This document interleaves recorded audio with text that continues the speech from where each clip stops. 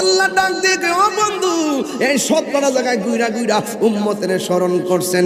আপনার উম্মতের যাইয়া বলবেন, কেউ যদি 5 ওয়াক্ত নামাজ নিয়মিত পড়ে গো, আমি আল্লাহ রাব্বুল আলামিন ওই সমস্ত উম্মতদেরকে ডান হাতে জান্নাতের টিকিট দেব, আর 17 জায়গায় ঘুরাইয়া ঘুরাইয়া আমি আল্লাহ জান্নাতে দিয়ে দিব। এই জন্য যুবক, নামাজ এমন একটা বন্দেগী, নামাজটা পড়লে অশ্লীল এবং খারাপ কাজ থেকে আল্লাহ আপনারে বাঁচাইয়া রাখবো।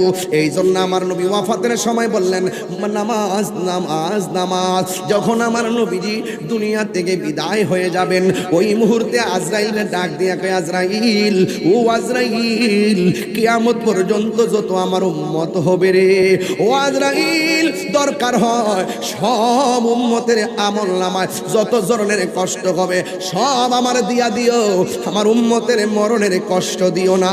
চিৎকার মেরা কি আল্লাহু আকবার বলা যাবে না? দুনিয়াতে নবীজি আসার আগেই বলছে উম্মতি, দুনিয়াতে আইসা বলছে উম্মতি, মেরাজে যাওয়ার সময় উম্মতি, উপরে ওইটাও উম্মতি, দুনিয়া থেকে শরীয়তের পর্দার আড়াল হওয়ার সময়ও উম্মতি উম্মতি।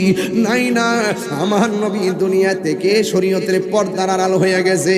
ও বন্ধু, এক সাহাবী যার নাম হলো হযরতে আবু বকর সিদ্দিক রাদিয়াল্লাহু তাআলা আনহু, আমার নবীর ওয়াফাত মুবারকের খবরটা নিয়া উমরের কাছে গেছে, যাইয়া ডাক দিয়া কয়, উমর রে, আমার নবী তো দুনিয়া ছেড়ে পর্দার আড়াল হয়ে গেছে।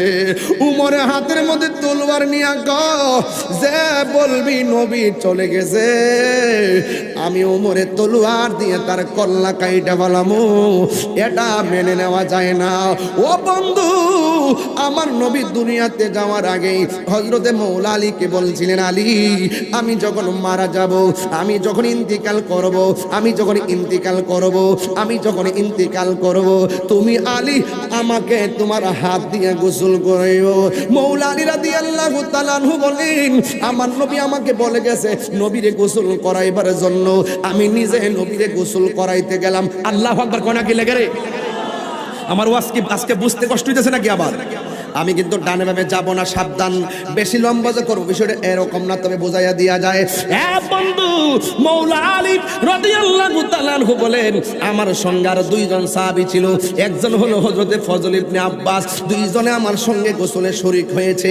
ও বন্ধু, আমি যখন নবীর গোসল করাইতে গেলাম, আমি আমার নবীর গায়ে মুবারকের মধ্যে পানি মুবারক যখন ডাললাম, আল্লাহর কসম করে বলি, নবী দুনিয়াতে শরীয়তে থাকা অবস্থায় যেমন নবীর শরীর মুবারকে গ্রান ছিল, নবীরে গোসল করানোর সময় আমি